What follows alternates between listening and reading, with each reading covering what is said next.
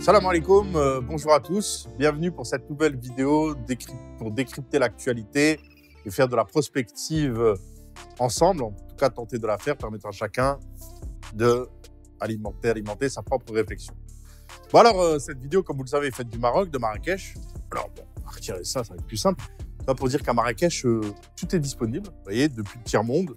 Voilà, gel hydroalcoolique à profusion, masque, gants. On n'a pas de gants ici, mais on en a plusieurs centaines en stock et on n'a aucun mal à s'en fournir. Voilà, PQ, tout ça, vraiment à profusion. Je ne parle pas des pâtes, du riz, on manque de rien, mais strictement rien du tout. Donc les frontières sont totalement fermées, maritimes comme aériennes.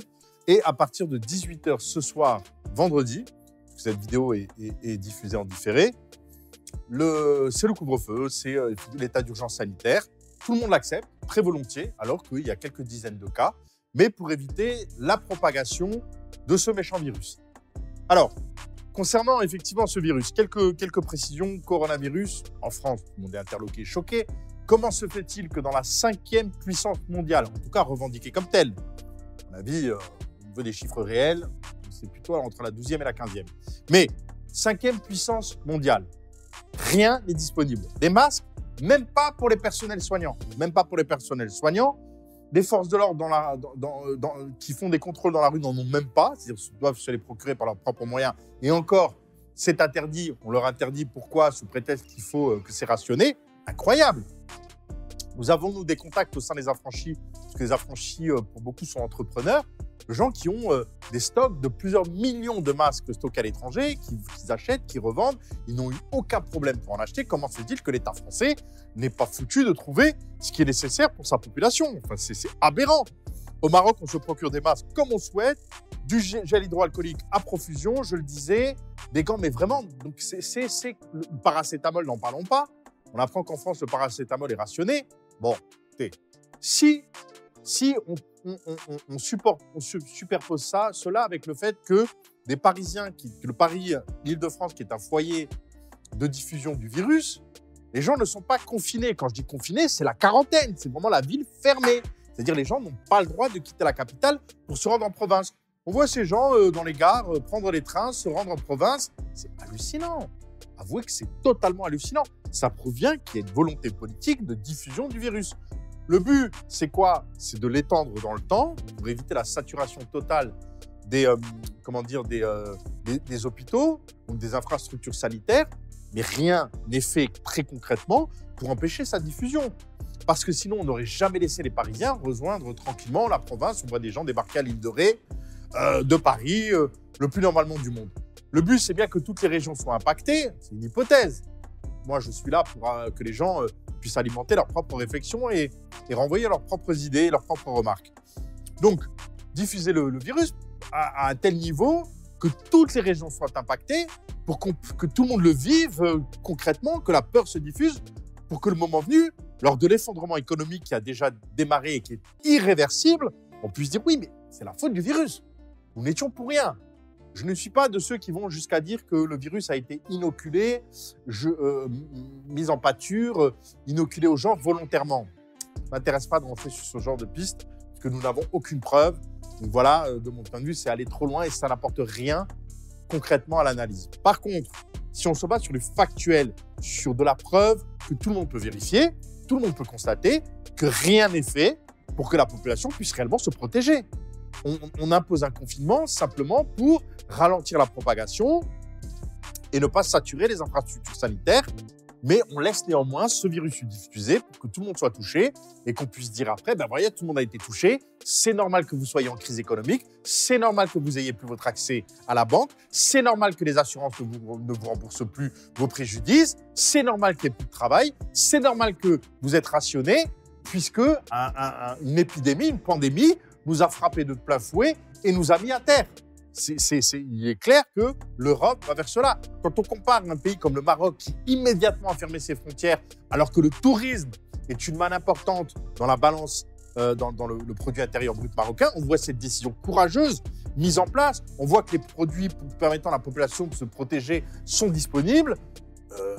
Voilà, on parle d'une multiplication par 10 des lits permettant effectivement de réceptionner le cas échéant les malades, et tout ça mobilisé très rapidement, puisque au Maroc, on voit les gens riches qui ont été, pas obligés, mais fortement incités à débloquer de l'argent. L'État a débloqué plus d'1 milliard d'euros immédiatement, et après est venu se rajouter l'obol des grandes entreprises, des grandes fortunes, qui a permis d'amasser un véritable trésor de guerre.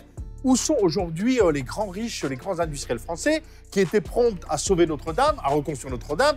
L'édifice culturel, patrimonial, dont on peut comprendre qu'elle a une valeur très forte pour les chrétiens et que ceci a provoqué un choc. Mais la vie des gens est tout au moins aussi importante. Alors pourquoi ces grands industriels aujourd'hui ne sont pas là pour aller apporter la dîme, pour aller apporter leur aide, leur soutien financier pour commander des dizaines de millions de masques à la population? Pourquoi ne réagissent-ils pas? Question.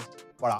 Qui reste évidemment sans réponse, comme beaucoup d'éléments concernant ce dossier, notamment le fait que nous sommes vis-à-vis de quelque chose que beaucoup de gens ne comprennent pas et qui interpelle à énormément de niveaux. À savoir, comment se fait-il que les organismes les plus faibles, qui sont normalement les récepteurs premiers de cette maladie et de ceux qui devraient en souffrir en premier chef, je pense aux enfants, ne sont pas impactés? Parce qu'à ma connaissance, sur les 6000 décès, il n'y a pas d'enfants en bas âge. Ceux-ci peuvent développer les symptômes, ça peut constituer par une grippe, une fièvre, mais ils ne finissent pas en soins intensifs. Comment cela est-il possible qu'un virus préserve des enfants et vont s'attaquer à des adultes? C'est quand même incroyable. Il y a des choses qui laissent vraiment pantois et sur lesquelles nous n'avons à ce jour aucune réponse. Alors, donc, ce qui nous laisse à penser en tout état de cause que ce n'est pas un virus comme un autre. Ce qui m'amène à dire effectivement que beaucoup parlent de l'Afrique, en disant « Ah oui, mais l'Afrique, attendez, ça va arriver en Afrique, et si ça arrive en Afrique, alors là, c'est la catastrophe. » Et vous inquiétez pas pour nous. Inquiétez-vous pour vous. Pour nous, ne vous inquiétez pas. Mais pas pour les raisons que vous pensez. Ça ne veut pas dire que le virus ne va pas arriver ici. Il y a quelques dizaines de cas au Maroc. Il y en aura certainement plus quand on sait qu'il y a toujours dans tous les pays un différentiel entre les cas déclarés, les cas officiels et les cas réels. Parce qu'il y a des gens qui ne développent pas de symptômes. Il y a des gens qui se soignent, font de l'automédication, qui se soignent de leur côté parce que finalement les symptômes sont supportables. Chaque organisme répond différemment. Donc évidemment, avec les masses de touristes qu'a reçu le Maroc et les Marocains qui ont voyagé, le virus forcément est là. Mais ça n'a rien à voir, strictement rien à voir. Pour des raisons très simples, les amis. Le problème au final, c'est pas ce virus, c'est les conséquences de ce virus. Vous voyez bien que sur une société totalement malade, qui était déjà borderline, avec une économie au bord du gouffre, un endettement stratosphérique, vous voyez qu'un pays comme la France ou l'Italie, l'Espagne, n'ont pas de moyens de résilience. Derrière, c'est forcément le crash économique, l'effondrement, l'implosion économique et financière, avec les conséquences sociales et donc politiques. Ceci ne va pas se faire en une semaine, mais comme je le disais dans ma vidéo précédente, par palier, mais ça va être une spirale infernale d'un cercle vicieux qui va se poursuivre jusqu'au crash définitif, jusqu'à ce qu'on franchisse le Rubicon et qu'on se rende compte que c'est Mad Max généralisé. Voilà, donc oui, je le répète, nous ne sommes pas optimistes, nous sommes pessimistes quant au devenir de l'Europe qui vit un crash systémique, ce qu'on appelait un crash final, et que nous avions encore une fois prévu il y a 5 ans, avec quasiment le mois près, en tout cas de la période annoncée, et nous disions que, vous verrez, les gens seront enfermés dans une nasse, prise au piège. Et c'est ce qui se passe aujourd'hui. Alors, par rapport à cela, le but de cette vidéo, c'est de trouver des chemins pour se dire maintenant, à partir de là, on fait quoi? Nous avions promis de mener une réflexion, d'échanger avec vous pour élaborer des pistes qui vont permettre d'apporter de l'espoir à des gens et de concrètement mettre des stratégies en place permettant d'avoir une vision, de prendre son destin en main et de n'être pas un mouton qui subit et qui ne fait que subir ce qu'on tente de lui imposer. De ce point de vue-là, nous avons été très agréablement surpris par les dizaines et les dizaines de messages de gens qui nous écrivent en disant « Nous vous suivons, vous aviez eu totalement raison. Maintenant, nous avons pris la décision de partir. Dès lors que l'ouverture se fera, nous souhaitons venir vers l'Afrique, pour certains le Maroc, pour d'autres pays. Et nous sommes déjà en train de rechercher des alternatives au Maroc pour ceux qui souhaiteraient se retrouver pour X raisons ailleurs que le Maroc. Voilà. Mais en tout état de cause, des gens qui décident de partir et de s'exiler un moment ou définitivement vers l'Afrique. Alors, là aussi, très grosse surprise de notre part, dans 95% des cas, 9 fois sur 10, plus de 9 fois sur 10, les gens qui nous ont écrit sont des Français de souche, qui ne sont pas d'origine africaine, non musulmans. Voilà, franchement, le choc. A contrario, On a vu des Franco-Marocains qui avaient la chance d'être au Maroc.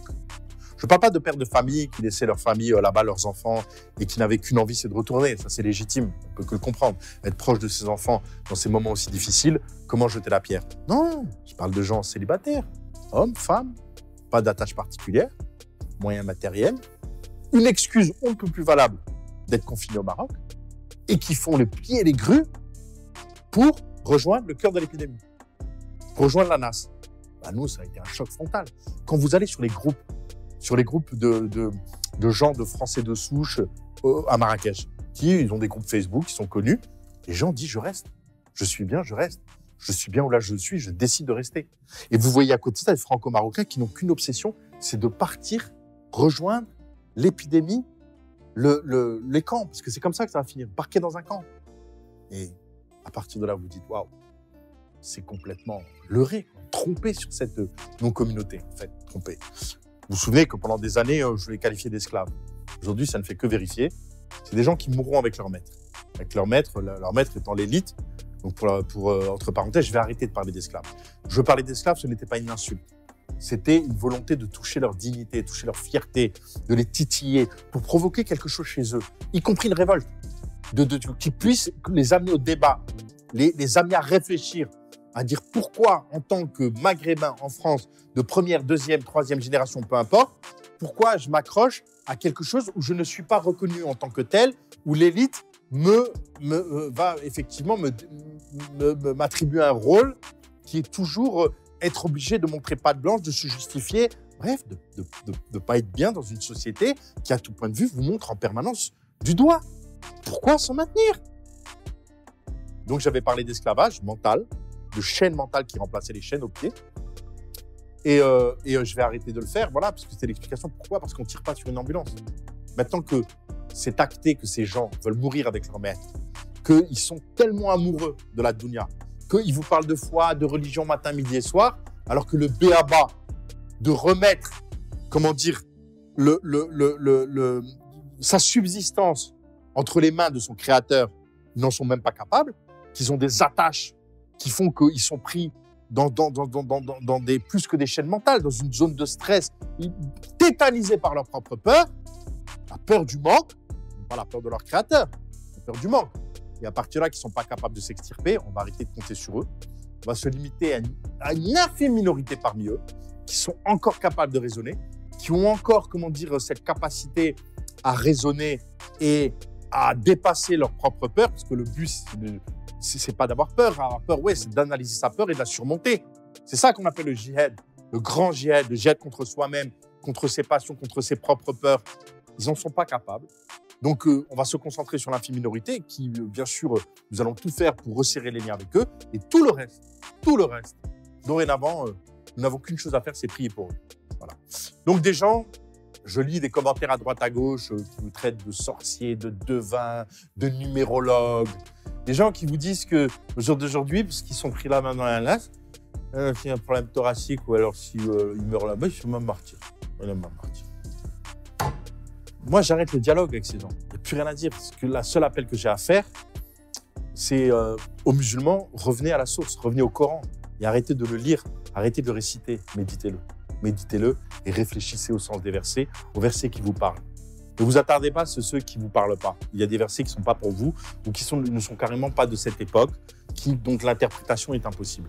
Mais il y a des versets qui vont vous parler, qui vont, pour vous, au plus profond de votre être, vous permettre de cheminer. C'est sur cela que vous devez vous attarder pour en tirer toute la quintessence. Méditez le Coran, c'est le seul conseil que les affranchis peuvent vous donner. Je rappelle que nous-mêmes, c'est en méditant le Coran que nous avons pu nous prémunir contre tous ces événements. Le Coran étant la seule source divine. Et Dieu et Allah est seul savant. Voilà, donc c'était ma parenthèse concernant la communauté, ma communauté d'origine, donc les musulmans de France, ou la non-communauté si vous préférez, et d'en venir à tous les gens qui nous ont écrit. Ces gens qui ne sont pas musulmans, qui ne sont pas africains, qui n'ont pas d'attache avec le Maghreb, ni l'Afrique, et qui viennent nous dire « on est avec vous, vous êtes des bons, vous avez vu les choses telles qu'elles se déroulent, ce que vous dites est logique, qu'est-ce qu'on fait ?» Et c'est avec eux que nous allons réfléchir dans les prochains jours, dans les prochaines semaines, échanger pour construire des pistes. Alors, ces pistes, quelles sont-ils? C'est s'appuyer évidemment sur le Zinc Coin, puisque le Zinc Coin va être le seul actif refuge donc le seul actif coté qui va se voir valorisé au cours des prochaines semaines et des prochains mois. Notre but est d'arriver dans le top 100. À mon avis, on y arrivera avant fin 2021, parce que notre objectif, c'était fin 2021, le top 100. Je pense qu'on y arrivera bien avant. Et après, d'aller chercher la première place. Étant donné qu'on a misé sur la technologie blockchain et sur l'Afrique, nous sommes totalement dans la vision qui correspond aux événements que nous avions prévus. Donc, avec ces gens, nous disons quoi? De faire du Zincoin une valeur qui, au moment où tout va s'effondrer, va leur permettre effectivement de monnayer à prix fort la possibilité pour eux de s'extirper. Alors, il y a deux choix possibles. Il y a ceux qui voudront venir, et là, on va réfléchir à trois types de personnes. Vous avez les personnes qui ont de l'argent. Celles-là ont vocation à investir dans des domaines très porteurs pour valoriser leur patrimoine. Évidemment, c'est louable. L'argent est une énergie qui a vocation à faire des plus-values à partir du moment où elle s'inscrit dans un cadre éthique en dehors de toute usure. Donc ça, c'est pour les financiers. Vous avez les entrepreneurs, des gens qui n'ont pas forcément d'argent, mais qui sont en capacité d'être des meneurs d'hommes, de mettre en place des process, des travailleurs, qui ont de la suite dans les idées. Ces gens-là, nous allons nous appuyer sur eux pour les accompagner et faire en sorte de créer un maximum d'entreprises au Maroc et dans d'autres pays d'Afrique. Et vous avez les compétences, des gens qui ne sont pas des entrepreneurs, qui n'ont pas d'argent, mais qui ont des compétences à faire valoir, des compétences manuelles, des compétences intellectuelles. Ces gens-là, nous allons les raccorder à ces projets-là pour qu'ils puissent apporter leur pierre à l'édifice et trouver moyen de subsistance. C'est ce que nous allons organiser dans les prochaines semaines et les prochains mois, grâce au nouveau club qui va être créé et qui va démarrer le 1er mai, qui sera lié au développement de cette plateforme d'échange où le ZIN va être coté évidemment, mais pas seulement. D'autres cryptos vont être cotés, d'autres tokens qui vont tourner autour de tout cet écosystème sur Wetio qui va servir à mobiliser la richesse et à potentialiser les ressources en Afrique et la création de projets en Afrique. Et ce sera une source de financement incroyable qui sera proposée à tous les investisseurs du monde entier qui voudront s'associer à ce potentiel. Nous allons trouver là capitaux, compétences, volonté de s'impliquer à tous les niveaux. Donc, nous allons effectivement permettre de financer toutes les opportunités qui nous paraissent intéressantes et ainsi agréger des centaines, voire des milliers, des dizaines de milliers et pourquoi pas à horizon 3, 4, 5 ans, des centaines de milliers de gens qui participeront à un véritable écosystème permettant de s'investir dans le développement du potentiel africain.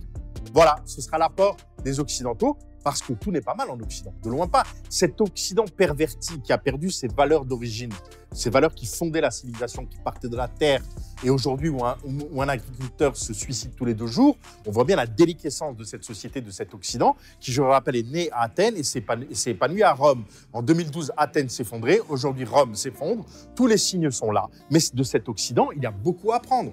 Il y a beaucoup à apprendre. La maîtrise du temps, ce qu'on appelle la chronométrie, les valeurs travail, cette capacité à l'efficacité, à quelque chose qui a fait que la force du climat, le fait que l'Europe n'a pas été dotée de ressources naturelles, ce n'est pas l'endroit du monde qui a été le mieux doté, a obligé les hommes à fournir un surplus de travail qui, au fil des générations, a construit des compétences qui vont être extrêmement intéressantes à l'Afrique dans un rapport gagnant-gagnant, très loin de toute structure néocoloniale, très très loin, mais vraiment dans un rapport de fraternité des peuples où chacun conserve sa spécificité et va pouvoir trouver sa place. Alors certains vont trouver ce tableau idyllique, il n'a rien d'idyllique, on le vit déjà, il n'y a rien d'idyllique. Par contre, le cauchemar est réel, réel. Pour le coup, c'est vous qui vivez le cauchemar, et nous vivons l'espoir idyllique, et ceux qui nous ont suivis et ceux qui nous ont cru, aujourd'hui, se retrouvent du côté des vainqueurs.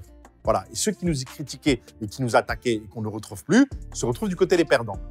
Voilà. Parce que le faux n'est pas là pour durer et que la vérité, au final, s'impose d'elle-même. D'accord? Donc, la vérité, le haq, s'impose de lui-même et le faux n'a pas vocation à durer. Bon. Donc, de tout cela, vous l'avez compris, de tout ce malheur, un mal pour un bien peut sortir du bien et va sortir du bien. Parce que de ces ténèbres va éclore la lumière qui va permettre de construire cette troisième voie. Et cette troisième voie, ça va se construire ici, depuis ce continent où tout a commencé, l'Afrique.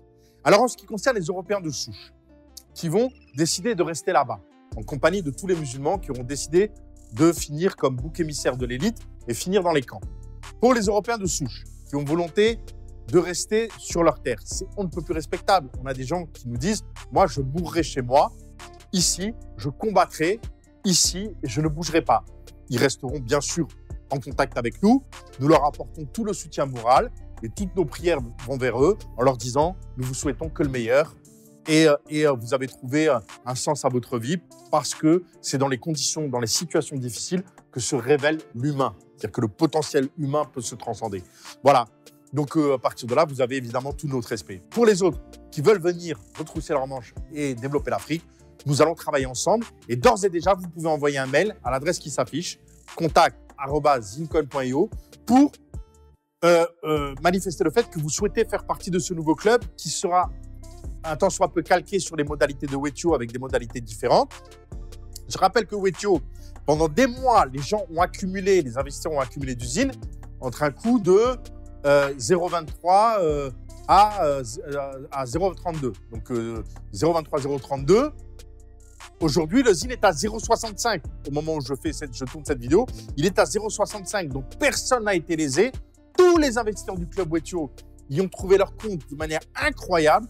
Il n'y a aucune raison que ceux membres du nouveau club ne trouveront pas au moins les mêmes intérêts. Donc, les gens qui ont fait partie du club Wethio, je rappelle, le club Wethio s'arrête le 30 avril, pourront proroger sur le nouveau club et automatiquement être inscrits au nouveau club, à condition d'être à jour dans leur cotisation du club Wethio. Donc, ceux qui ne le sont pas, il y a des repêchages. On a toujours été, en générosité avec les gens qui ont des bonnes excuses d'expliquer de pourquoi ils n'ont pas pu transférer l'argent dû au fait que les banques ne facilitent pas les choses, les banques occidentales. On a toujours jusqu'à présent trouvé les moyens pour les 3/4 des gens, mais il y a un petit quart qui est resté comme ça de côté, ne trouvant pas de solution. Nous continuons à les aider. Pour ceux qui sont à jour le 30 avril, pourront automatiquement s'inscrire au nouveau club. Les autres, ce sera dépendant des places ouvertes, du nombre, parce qu'on ne peut pas accueillir tout le monde.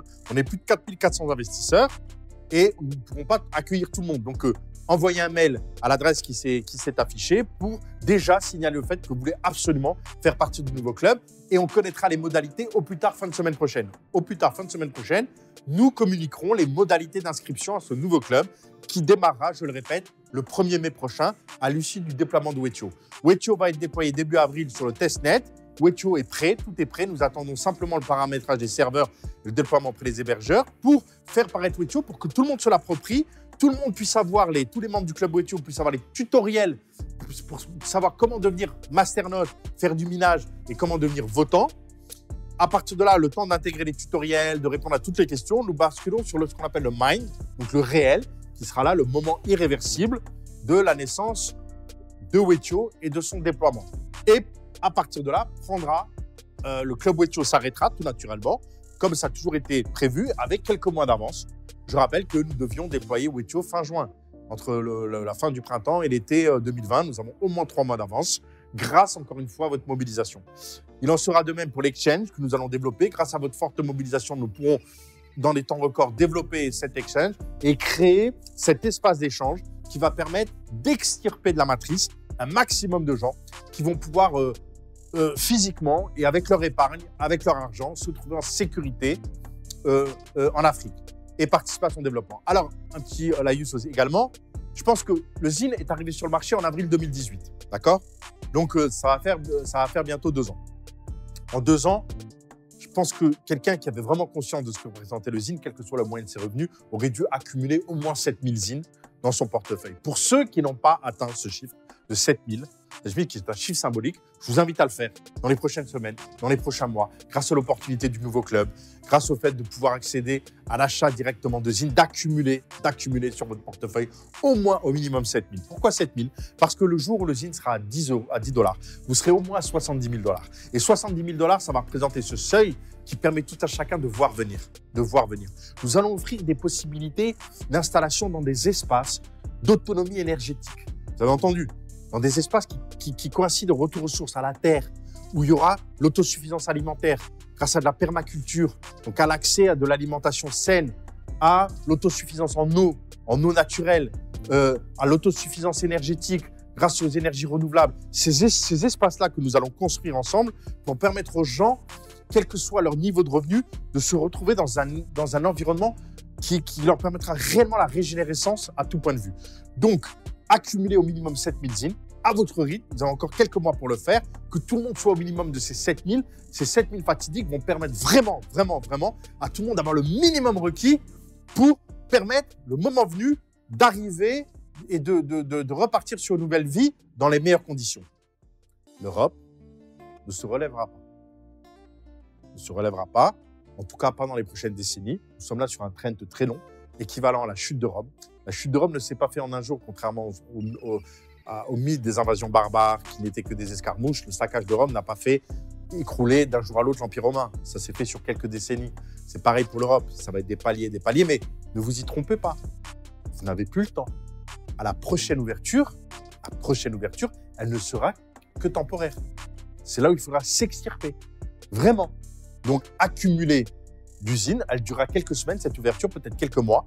D'ores et déjà, l'écroulement économique va annoncer une vague 2 du virus. Voilà, un épisode 2, c'est déjà acté. Mais il y aura d'autres événements qui seront beaucoup plus pires que le virus.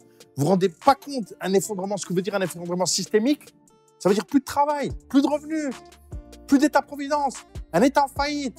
Demandez aux Grecs, nous vous en parlons quand ils avaient tout perdu. Mais la France et l'Italie et l'Espagne, ce sera pire que la Grèce en 2012. Pire que cela. Donc, quand ça va rouvrir, les amis, il ne faudra pas hésiter. Il faudra s'engager. Et tout ça demande préparation. Et c'est ce que vous propose le ZIN. Pour ceux qui n'ont pas acheté de ZIN, qui, au moment où nous parlons, n'ont toujours pas de ZINcoin et qui ont eu la chance de tomber sur ces vidéos, faites votre choix. Et avouez que jusqu'à présent, si on reprend l'historique, nous avons eu totalement raison. Totalement raison. Voilà.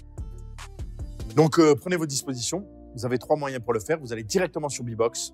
Grâce aux cryptos qui sont très bien faits sur la chaîne de Fabrice Potek, que je salue ici. Vous allez sur sa chaîne Crypto Tuto, sur sa chaîne YouTube, vous trouverez les tutos comment acheter sur Bbox. Vous pourrez directement soutenir le cours sur Bbox et accumuler d'usines. Pour ceux qui n'ont pas envie de suivre ce chemin et qui veulent plus simple, vous envoyez un mail à cette adresse qui s'affiche. Hazin, notez bien l'adresse sans erreur, @gmail.com, en précisant combien vous souhaitez investir et on vous accompagnera. Et ce sera très, très simple et à la portée de tous. Voilà. Donc, vous avez ces 2 moyens. Je parlais d'un 3e moyen, c'est de contacter directement un membre de l'équipe. Vous pouvez me contacter moi en privé, vous pouvez contacter d'autres membres de l'équipe pour avoir des discussions avec eux, pour ceux qui souhaitent avoir une discussion fluide via WhatsApp, via Messenger, ou les gens avec qui vous avez déjà acheté, des membres de l'équipe. Donc, vous vérifiez bien que ces gens sont membres de l'équipe. Les membres de l'équipe, c'est très simple, vous les connaissez, c'est les gens qui apparaissent dans les lives. Voilà, n'allez pas envoyer de l'argent à n'importe qui. N'ayez pas peur de m'envoyer un message avant pour vérifier via Messenger que vous avez bien affaire à un membre de l'équipe. Parce que les tentatives d'escroquerie autour d'usines, j'en parle pas, elles sont pléthores. Donc voilà, donc ça c'est les voies pour vous engager. Je répète, 7000 ZIN minimum sur votre portefeuille. D'ici fin de semaine prochaine, on annonce les modalités du nouveau club. Vous pouvez d'ores et déjà postuler à l'inscription de ce nouveau club. Club Wetio termine le 30 avril, puisque début avril, on déploie Wetio sur le testnet et courant avril sur le mine. Et à partir de là, nous aurons franchi un cap qui va emmener le ZIN au firmament. Je vous avais promis un ZIN autour de 0,90 très rapidement. On a pris le bon chemin. On n'est pas à l'abri de corrections. Hein. Attention, on n'est pas à l'abri de gens qui, parce que ça monte, vont s'affoler. Bon, c'est pas grave, les amis. On est toujours resté serein. Je rappelle qu'on est passé de 0,28 à 0,65. Je vous l'ai dit, une fois Wetio déployé, on sera au-delà de 1,50 $ allègrement. Donc, vous serez tous à minimum x3, minimum x4. Donc, surtout, gardez patience. Je rappelle que le ZIN n'est pas fait pour acheter une voiture ou une nouvelle cuisine. Vous avez compris. Le ZIN, on l'a toujours dit, le ZIN, c'est pour acquérir la liberté financière. C'est pour ça que nous parlons de fois 1000, Inch'Allah, ou de sauver, stricto sensu, sa peau et celle de sa famille, se mettre au vert, se mettre en sécurité. Le ZIN, c'est cela. D'accord? Donc, c'est pour cela qu'il faut le conserver précieusement et continuer à l'accumuler. Et profiter du confinement pour en parler autour de vous. Je sais que vous n'êtes pas possible de recevoir des amis, mais vous êtes en connexion, vous êtes connecté avec des gens. Donc, relayez le ZIN. Relayez. S'il y a un service que vous pouvez rendre à vos amis, à votre famille, à vos collègues, à votre relationnel, c'est bien ça. C'est de partager ces vidéos. Vous avez la vidéo crash finale, vous avez le crash suite et vous avez celle-ci qui est dans la continuité. Donc, partagez ces vidéos, partagez tous les éléments d'information concernant le ZINcoin, profitez de ces moments de confinement pour relayer l'information, agrandir en permanence la communauté, que nous puissions sauver un maximum de gens dans le bénéfice de l'Afrique, dans le bénéfice de son développement, parce que l'Afrique est en train de prendre de passer un cap et de prendre son indépendance. Arrêtez d'avoir peur pour les Africains. Nous sommes totalement résilients. Et je vais vous expliquer quelque chose qui est facile à comprendre. Pendant ce temps qu'en Europe, vous gaviez la panse de, du pillage de l'uranium des Nigérians pour faire fonctionner vos centrales nucléaires, l'Afrique, elle connaissait, une partie de l'Afrique de l'Ouest, Ebola. Vous savez ce que c'est qu'Ebola? C'est une grippe hémorragique où les gens meurent en 48 heures. C'est, coronavirus, c'est de la gueule. Nous, au Maroc, on était là, Ebola était à côté. Il y avait juste la Coupe d'Afrique qui avait été annulée au Maroc à ce moment-là. Personne ne paniquait. L'Afrique est résiliente. C'est les sociétés résilientes. C'est-à-dire que c'est une ambiance qui est complètement différente. Ce n'est pas des sociétés consuméristes. Les gens sont dans des rapports humains qui sont comme en France il y a 50 ans. Nous sommes dans la vraie vie. Dans la vraie vie, qui part d'un point A, qui va vers un point B. Nous sommes tous de passage et nous sommes tous en train de mourir. Mais dans la joie et la bonne humeur et dans la fraternité. Pour nous, ce n'est pas un vain mot. Nous ne sommes pas dans vos sociétés individualistes où, je le rappelle, lors d'une dernière canicule il y a quelques années, 15 000 vieux sont morts tout seuls, desséchés, assoiffés chez eux. C'est impensable en Afrique. C'est quelque chose qui n'est pas pensable. Et je ne jette pas la pierre aux gens qui amènent leurs vieux dans les maisons de retraite, puisqu'il n'y a pas le choix dans une société consumériste où si le couple ne travaille pas de façon acharnée, il n'y a aucun moyen de subsistance. Les vieux, on les met de côté. Ici, ce n'est pas ça. On est dans le réel, dans la vraie vie. On prend le temps de vivre. Ne nous comparez jamais avec vous. Vous êtes dans le camp des foutus, c'est-à-dire du foutu, comme dit mon ami Jihad. C'est-à-dire que vous êtes dans le camp de ceux qui, c'est le sans-espoir. Le consumérisme a atteint un tel niveau, l'individualisme a atteint un tel niveau que vous vous battez pour ça. Oh, c'est terminé. À partir de là, c'est plié. Ne cherchez pas là où il n'y a plus rien. Commencez à réfléchir avec vos neurones qui se connectent. Bon, pour ça, il faut être sur une fréquence particulière, une vibration particulière. Donc, je sais que vous avez certains, je tape dans le mur et je parle dans le vide. Donc, je m'adresse à ceux qui sont sur la même fréquence. Je sais que vous, je n'ai pas besoin de vous convaincre. Continuez à nous écrire. On se retrouvera tous ici pour construire ensemble la troisième voie. Voilà, sur ce message d'espoir, vous l'avez compris, diffusez un maximum, likez. Le zine, on l'amène très haut. Grâce à vous, grâce à nous tous, on est sur la bonne voie. Nous sommes le camp des vainqueurs. Tout va très bien se passer pour nous. Inch'Allah, resserrez les rangs. À très bientôt. Salam alaikum.